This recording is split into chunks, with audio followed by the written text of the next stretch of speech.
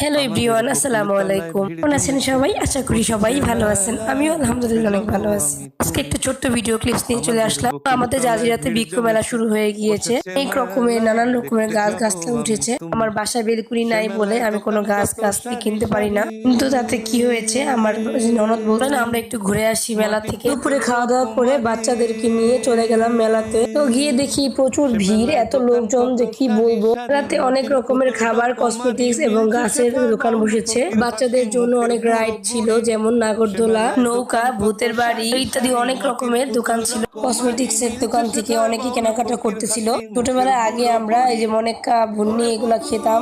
এগুলা কোন কোন এলাকায় কি নাম দেওয়া, আমাদের এলাকায় যে নাম সেটাই বললাম। এত ভিড় ছিল যে কি বলবো, প্রচুর ভিড় ছিল। আর এদিকে বক্স বাজতেছিল, গান বাজতেছিল। ওগুলা শুনে আমার মেয়ে নাচানাচি করতেছিল, ওইটা একটু ভিডিও ক্লিপস নিয়ে রাখছে। আমার মেয়ে যেহেতু ছোট, ওকে কোনো রাইডে উঠানো হয়